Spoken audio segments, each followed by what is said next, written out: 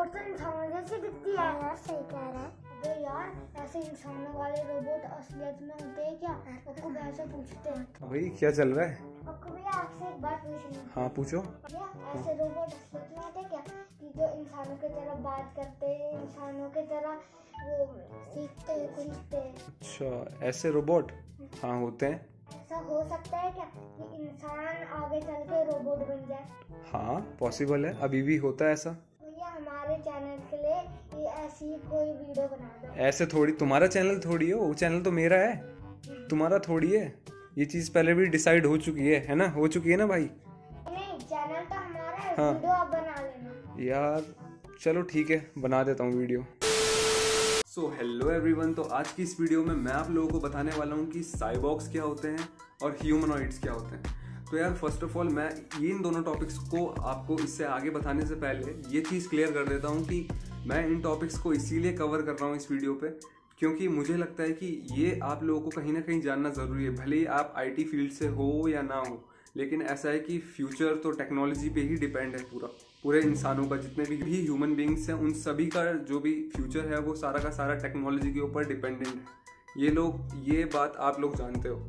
तो यार उसी से रिलेटेड ये टॉपिक मुझे लगा कि आप लोगों को बताना ज़रूरी है और इसीलिए मैं अब आप लोगों को बताने जा रहा हूँ कि साइबॉर्ग और ह्यूमनॉइड्स में क्या डिफरेंस होता है और किस तरीके से ये वर्क करते हैं, ठीक है, किस तरीके से ह्यूमन की एडवांसमेंट में इनका सबसे बड़ा रोल है और साइबर सिक्योरिटी के दौर में ये ह्यूमनॉइड्स और साइबॉर्ग्स का कितना बड़ा रोल है वो भी मैं आप लोगों को बताने वाला हूँ कि किस तरीके से आगे ह्यूमंस के अभी तो डिवाइस खतरे में पड़ते हैं, लेकिन आने वाले टाइम पे ह्यूमंस के ऑर्गन्स किस तरीके से खतरे में पड़ सकते हैं इंटरनेट के अंदर। तो वो भी मैं आप लोगों को बता दूंगा कि किस तरीके से ये चीज़ें होती हैं, क्या होता है एक्चुअली में इन चीज़ों के बारे में। तो इस वीडियो में आज हम यही डिस्कस करेंगे और चलते हैं हम वीडियो की तरफ। सबसे पहले हम बात करते हैं ह्यूमनॉइड्स की कि एक्चुअली में ह्यूमनॉइड्स आखिर होते क्या हैं। यार ह्यूमनॉइड्स मैं आपको सिंपली तौर पे बताऊं तो जैसे कि ह्यूमंस के ही जैसे रोबोट्स बना दिए जाए उन्हें ह्यूमनॉइड्स कहा जाता है। मीन्स कि जैसे कि सोफिया हो गई, ये बड़े बड़े आर्टिफिशियल इंटेलिजेंस वाले रोबोट्स हो गए, ठीक है, ये सारे के सारे ह्यूमनॉइड्स के अंदर आते हैं जो कि इंसानों के द्वारा बनाए गए हैं।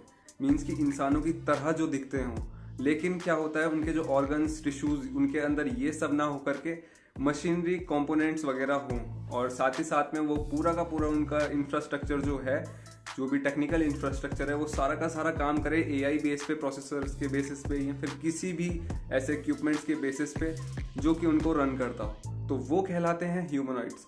अब एक्चुअली में ह्यूमनॉइड्स आप लोगों को पता है कि जैसे कि एक ह्यूमनॉइड है, बहुत ही जानी मानी ह्यूमनॉइड है सोफिया, तो वो एक ऐसी आर्टिफिशियल इंटेलिजेंस है जिसको कि नागरिकता मिल चुकी है सऊदी अरेबिया में।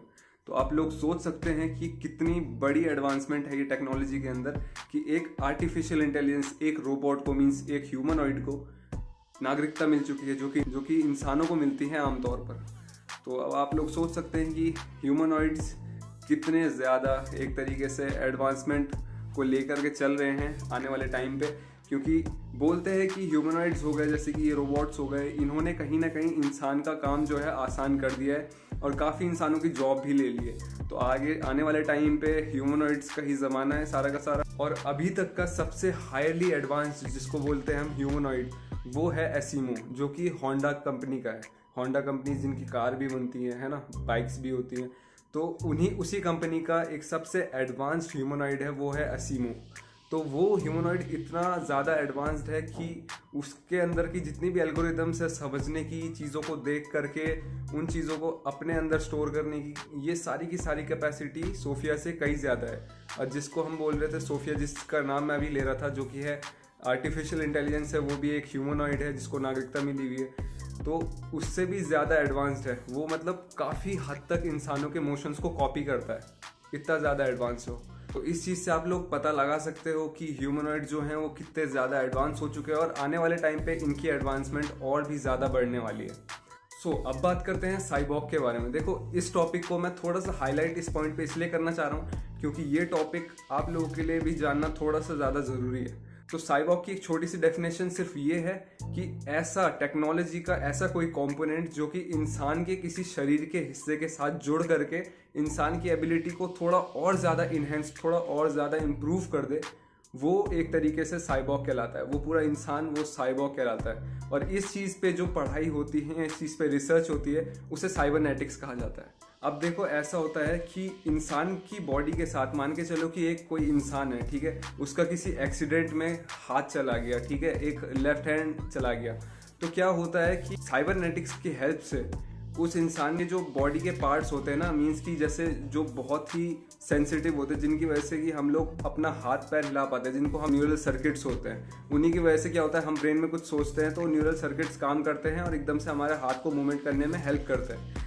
तो उन न्यूरल सर्किट के साथ टेक्निकल जो सर्किट्स होते हैं, ये टेक्नोलॉजी के किसी भी बॉडी पार्ट के सर्किट्स को, मीन्स कि किसी आर्म, जो एक रोबोटिक आर्म है, उसके न्यूरल सर्किट्स को इंसानी न्यूरल सर्किट से मैच करके, ठीक है, उसको अटैच कर दिया जाए इंसान के साथ। और इंसान जो भी दिमाग में सोचे कि मुझे एक उंगली उठानी है, 2 उंगली उठानी है, ठीक है, तो वो जस्ट सोच करके उस मैकेनिकल आर्म को आराम से इजीली कंट्रोल कर सके, तो वो होता है साइबरनेटिक्स, ठीक है, वो होता है साइबॉर्ग।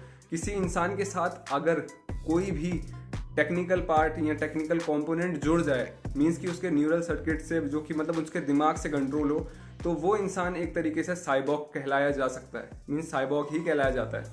क्या होता है कि अगर एक हार्ट ट्रांसप्लांट भी आ चुका है नया, कि अगर किसी का हार्ट फेल हो गया, हार्ट काम नहीं कर रहा है, तो उसकी जगह पे क्या हो रहा है, एक कंपोनेंट बना दिया जा रहा है, एक हार्ट का एक 3D स्ट्रक्चर ऐसा बना दिया जा रहा है, जो कि हार्ट की जो पंपिंग कैपेसिटी होती है, मीन्स कि कितना पंप करना है, ठीक है, कितना ब्लड फ्लो को मैनेज करके रखना है, क्या होता है, वो सारा का सारा वो जो आर्टिफिशियल हार्ट होगा वो कंट्रोल करके रखता है। और ये चीज़ एक्सपेरिमेंटली तौर पे कर भी दी गई है। और आज के ज़माने में काफ़ी ज़्यादा साइबॉर्ग्स जो हैं वो रियलिटी में, रियल लाइफ में इस दुनिया में है, जिनके साथ एक कोई हादसा हो चुका हो और उस हादसे के साथ साथ उन्होंने अपना कोई बॉडी पार्ट खो दिया हो, या फिर बॉडी का कोई ऑर्गन ऐसा खो दिया हो जो कि उनको ज़रूरी है ज़िंदा रखने के लिए। तो क्या है कि इसीलिए कुछ ऐसे लोग हैं, जैसे कि for example doctor Kevin Warwick, तो वो एक साइबरनेटिक्स, उन्हें कैप्टन साइबरनेटिक्स भी कहा जाता है, क्योंकि वो एक टीचर भी रह चुके हैं, मतलब एक प्रोफेसर रह चुके हैं एक यूनिवर्सिटी में, ठीक है, जो कि साइबरनेटिक्स पे बहुत ही अच्छी स्टडी करते हैं। और उन्होंने क्या किया है कि एक एक्सपेरिमेंट के तौर पे अपने ही हाथ पे एक चिप इम्प्लांट कर दी है, जो कि उनका जो पूरा हाथ है वो एक टाइप का रोबोटिक आर्म है, और वो सारा का सारा कंट्रोल होता है एक चिप के तौर पे, मतलब एक चिप की हेल्प से वो सारा का सारा जो हाथ है वो कंट्रोल होता है उनके न्यूरल लिंक से, जो कि उनके बॉडी पार्ट से अटैच्ड है, उससे जो भी कंट्रोल्स कमांड्स वो देते हैं, वो उसकी हेल्प से वो चीज़ को मूवमेंट कर पाते हैं।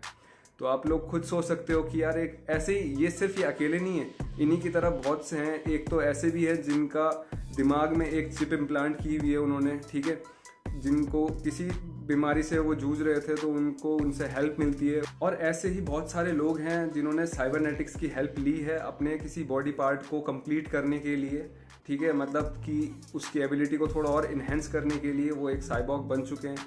कंपोनेंट्स लगा दिए हैं, टेक्निकल कंपोनेंट्स अपनी बॉडी के साथ अटैच कर दिए हैं, जो कि उनकी परफॉर्मेंस को और भी लेवल अप करने में हेल्प कर रहा है। तो यार अब देखो, ये तो हो गया साइबॉर्ग। अब बात करते हैं कि इसमें कहाँ पर ह्यूमंस के ऑर्गन्स को दिक्कत हो सकती है, मीन्स कि ह्यूमन के ऑर्गन किस तरीके से हैक हो सकते हैं। देखो जो साइबॉर्ग टेक्नोलॉजी है ना, वो सारी की सारी चलती है साइबरनेटिक्स पे।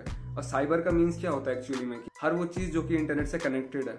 ऐसा है कि अपने कोई हाथ को खो चुका है, उसने एक रोबोटिक आर्म अपने अंदर इम्प्लांट कर दिया है, मीन्स कि सारा न्यूरल लिंक्स वगैरह से कनेक्ट होकर के वो आराम से उससे मूवमेंट कर सकता है। अब ऐसा है कि जो वो आर्म उसके अंदर इम्प्लांट हो रखा है, उसकी बॉडी के साथ अटैच हो रखा है, वो आर्म तो टेक्निकल है, ठीक है, उसमें क्या मूवमेंट हो रही है, किस बेसिस पे मूवमेंट हो रही है, कितनी मूवमेंट हो रही है, कितना मूवमेंट उसने कर दिया है, वो हाथ किस कंपोनेंट उसके कैसे काम कर रहे हैं, कौन से प्रोसेसर उसका किस तरीके से काम कर रहा है, ये सारा का सारा जो डेटा होता है ये किसी न किसी सर्वर पे तो अपलोड होगा ना।